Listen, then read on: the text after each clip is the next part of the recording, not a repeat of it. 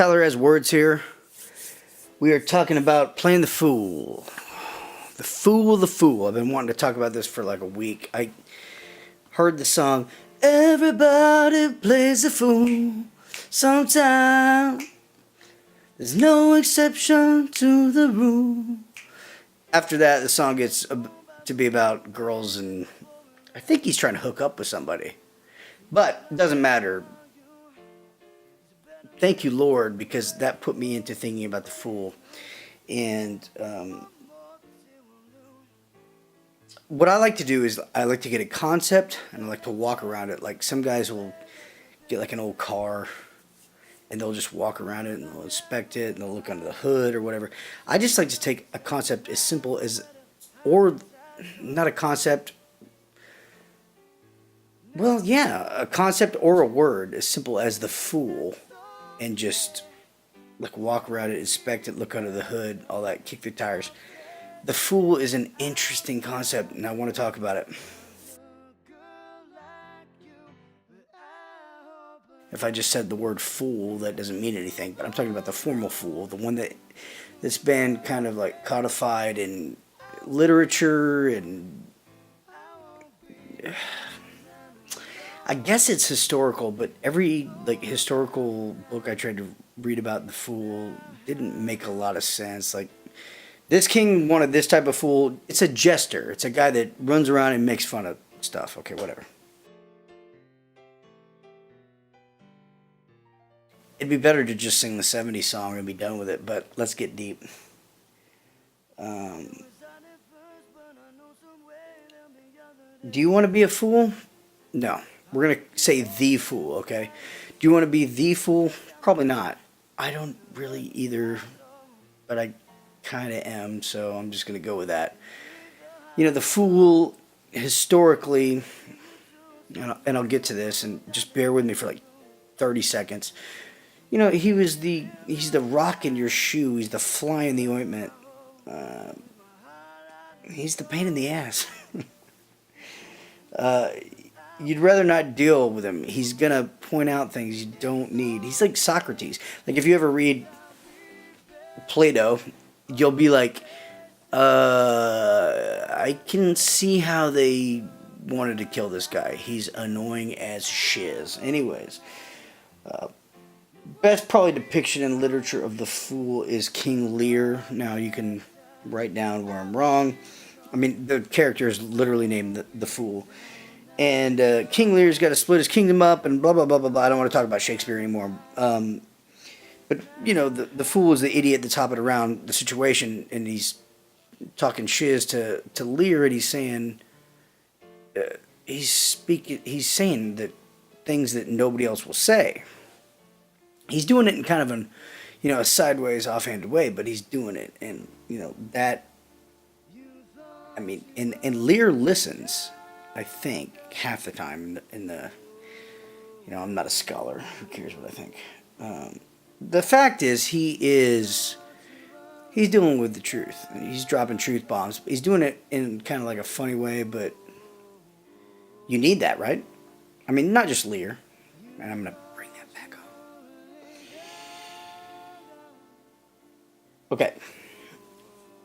I'm a regular guy, obviously. I just got this microphone. I don't even know how to work it. But I'm a regular moron. I need people to take me down a peg, take the piss out of me. Verbally, I don't want to like fight people. I'm pretty pacifistic, but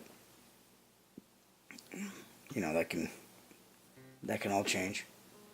It's just like, if you have people around you that love you, they want to correct you when you're doing the wrong thing. Otherwise, it wouldn't be real love, would it? It'd just be just like if I meet a guy, at the bar. Well, that sounded weird, but if I meet a guy at the bar and we're just talking, whatever, and he starts to act a fool, I'll be like, "Hey, brother, I want to keep it down." And if he starts to really go off the rails, I'm just gonna kind of. I mean, that would probably be my natural tendency.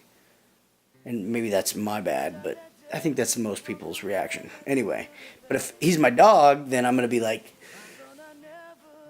Dude, you are a giant moron, and let's talk about it, and let's get real, and do I need to put you in a chokehold? And all my friends are bigger than me, so that wouldn't work out. Anyways, here's what about the fool. The fool will speak truth to power, truth to power, truth to power. You always hear that, and it's almost like an overused mantra, but it's important. And power can come in any sort of way. I mean, power can be that you're the strongest guy in the room. Power can be that you're the president. Power can be that you hold sway over some girl who you shouldn't hold sway over, and you need somebody to tell you what's up. The best way to do it is sometimes, I'm going to go ahead and say not all the time, but sometimes it's through humor. And let me just bring it back home. Like in Shakespeare's play, the fool, he's cracking wise. He's a comedian. He's the honest comedian that still exists in our day and age. And he looks at life and he makes fun of it, and you're like, how did I not see that? How could I be so obtuse? Whatever, I didn't see it, and now that I do see it, I'm laughing. Hence the idea of going to a comedy club and seeing real comedy.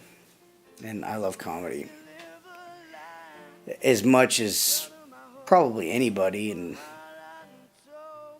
you know, comedy's one of those things that's up in the air right now, but not really. Funny's funny, so screw it. The point of the fool is laughter and humility. I don't know if this has ever been expressed in this particular way, but I'm going to do so. I'm thinking wrong. The point of the fool with his comment, his true comment that's also kind of biting, and, you know, if I didn't know him, I'd think him a recalcitrant jerk off. But I know him, okay? So he is telling me to get my shit together, and he's making me laugh.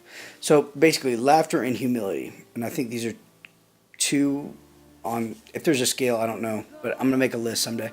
Two of God's greatest gifts, laughter and humility. And the fool provides both at the same time. What could be better? I don't know. Do you know? Everybody plays the fool sometime. No exception to the rule. Listen, baby.